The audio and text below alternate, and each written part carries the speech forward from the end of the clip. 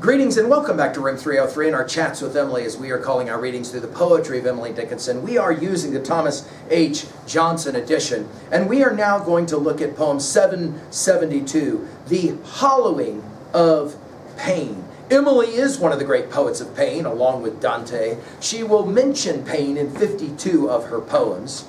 And hallowing only gets used one time in all of her poetry, and it's here, and it'll get used twice. Hallowing as in respecting, as in to give due respect to. So in many ways, we're following along with the previous poem, 770. Our assumptions are that you've been following our stuff at LearnStrong.net. Down that left-hand side, Chats with Emily's our playlist. I'm hopeful that you worked through our set of introductory comments, as well as the preceding 771 poems. We just finished with 771, as we said. None can experience then. Now, this poem is about a challenge for total belief. It will be in this poem that we will meet the line that we have mentioned already in so many prior lectures: all is the price of all. I can't tell you the number of athletes that I'm familiar with, the number of artists I'm familiar with, dancers and the like, who have put that line somewhere where they can see it.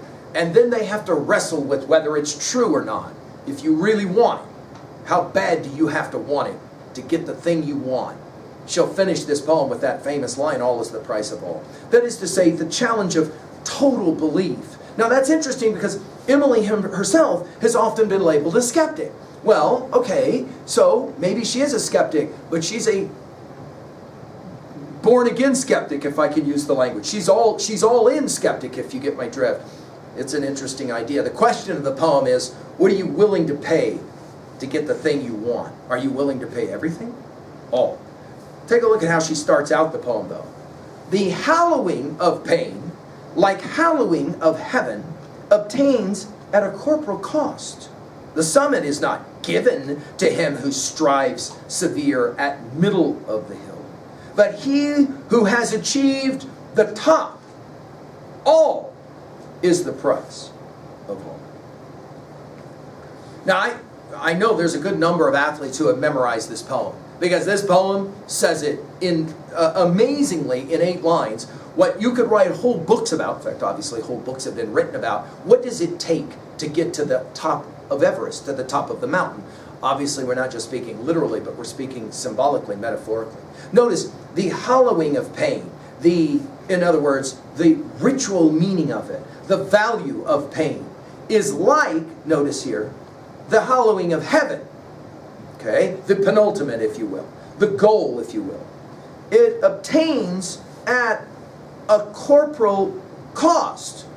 In other words, the only way you're ever going to get to heaven is to die, right? That's the only way. I mean, as in heaven as in afterlife within Christian orthodoxy, at least, right? And then, for the only time in all of her poetry, she uses the word summit. And notice it is capitalized, to tell you she's not just speaking literally, but metaphorically, figuratively. The summit is not given, right? Now, I mean, that works right there on its own, right? Just because you want to ascend Cloud Peak, the little hill that we live next to, you can look at it forever, right? And for those of us who have ascended, we know halfway up ain't up, right? That's not the summit. Halfway up. Notice, the summit is not given to him who strives severe at the middle of the hill. By the way, hear those S sounds? Strives, severe. In other words, halfway up the hill ain't up the hill. Halfway up the mountain ain't all the way to the summit. But he who has, notice, it's the key word of the poem, isn't it? Achieved the top. Again, notice summit and top both capitalized. Emily's giving you code language here. No, I'm not just speaking literally of climbing, for example, Pelham Hill. Outside of her window, she could see that hill out there. Not just that, but in life, the only way you're going to get to the top of the hill is to not sit at the middle of the hill and think about how amazing it's going to be when you finally get to the top of the hill. Sitting down to muse on what the summit will be like is not working toward the summit. And then finally, all is the price of all. Do you guys remember when we did 751, my worthiness is all my doubt? Her use of the word all, I think, is consuming. And when she uses the word, I think she does mean it literally. Emily was considered a fanatic by those who were close to her, especially as she aged, and all she seemed to care about were these poems that she was writing. Now, I think it's important that we should probably write this down. Emily may be just thinking about her poetic venture.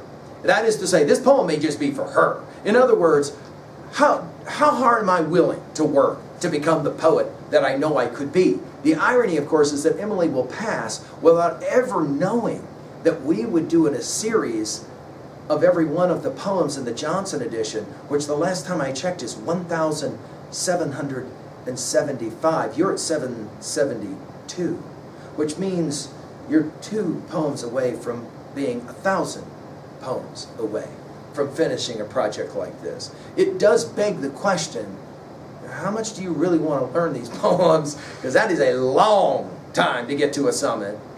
At 2A, I think that's the point, right?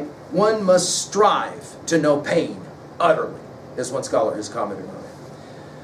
At 2B, the rhetoric of this poem, it's quite remarkable. I mean, notice, I'll share a scholar with you. The metric pattern here is that of short measure, the potential sing-song avoided by the slow tempo of the lines, the division of thought, the first 3 lines each require in pause, as contrasted with the run-on of certain passages. For example, line 4 runs into the second stanza, a thought which does not end until line 7. Line 8 stands alone. While the rhymes are imperfect, the first, heaven given, suggests the hymnal in its common association of the 2 words. Emily makes good use again of alliteration, hallowing, heaven, him, who, hill, he, or corporal cost, or summit strife severe, or pain, price. Some will argue against it, but in the number of lyrics, a strong consonant in an opening line is echoed often in the last, and I'll leave that for you guys to decide. Think about it, 3.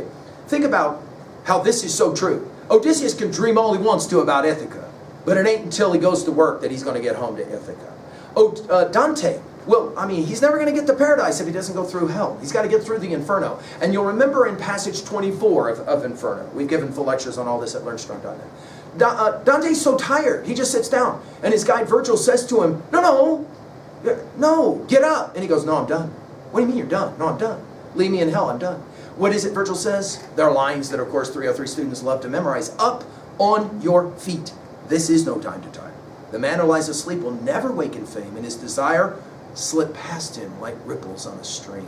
Whoa, there's a longer ladder yet to climb, Virgil says to the weary Dante. Of course, by the end of the Divine Comedy, guess what? He's made it to paradise. He's made it up the hill.